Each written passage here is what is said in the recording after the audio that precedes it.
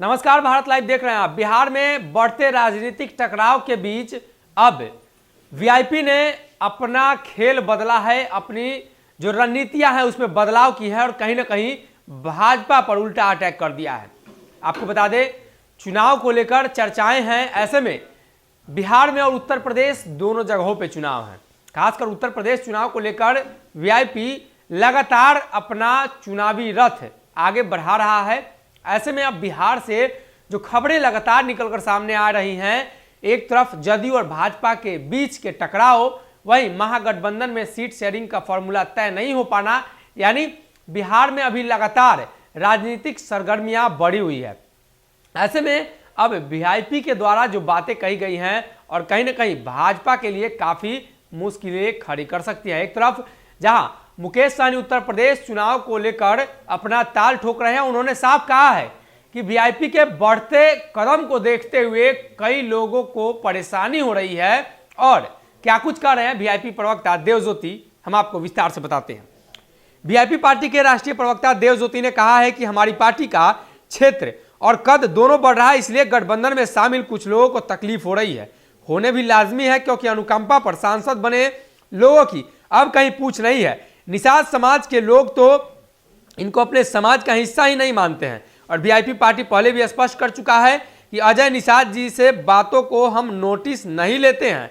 Snuff मलाह श्री मुकेश सहनी जी का कद उनके पद से बहुत बड़ा है। उन्होंने निषाद समाज के लिए जितना काम किया है, आज पूरे देश में निषादों ने उनको अपना नेता माना है। अजय निषाद के पास कोई काम नहीं है, इसलिए सनप मलाह श्री मुकेश सहनी के बारे में बोलकर सुर्खियां बटोर रहे हैं। मुकेश सहनी जी निषाद आरक्षण की लड़ाई लड़ रहे हैं। अगर उनको सत्ता की मोह होती तो वे सांसद महोदय की तरह विरासत में मिली सत्ता का सुख भोग रहे होते, लेकिन आज मुकेश सहनी जी अपने समाज के हक और अधिकार के लिए लड़ रहे हैं।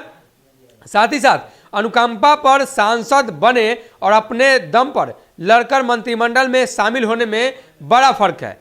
और उन्होंने आगे बात कही है कि अजय निषाद जी कभी नहीं समझ सकते हैं, क्योंकि अजय निषाद जी अनुकंपा पर सांसद बने हैं। जो व्यक्ति अपने समाज को हक और अधिकार दिलाने के खिलाफ हो, जो व्यक्ति अजय निषाद आरक्षण का घोर विरोधी हो, ऐसे लोग निषाद समाज मुंहतोड़ जवाब देगा। यानी एक बार फिर से उन्होंने अजय निषाद पर करारा हमला बोला है। अगर दम है तो केंद्र सरकार में तो वो अपनी सरकार से ये बात करे और निषाद समाज में आरक्षण लागू कराए। साथ ही साथ हर हाल में वीआईपी उत्तर प्रदेश में निषाद आरक्षण लेकर रहेगी। मुकेश सहनी सनप मलाह हैं और उन्होंने निषाद समाज के आरक्षण के लिए लड़ाई लड़ी है। तो एक बार फिर से अजय निषाद मुजफ्फरपुर के सांसद हैं, उन पर बड़ा हमला बोला है। और एक तरफ जहां मुजफ्फरपुर का एक सीट बोचहा सीट को लेकर लगातार बातें सामने आती हैं, तो वो खुलकर बोलते हैं कि भाजपा इस पर अपनी उम्मीदवारी तय करेगा। वहीं अगर बात करें तो मुकेश सहनी ने भी साफ कर दिया है कि इस सीट पर हम चुनाव लड़ेंगे।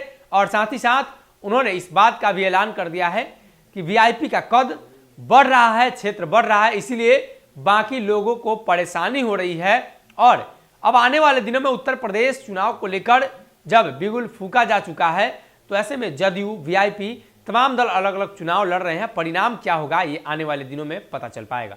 फिलहाल इस खबर में इतना।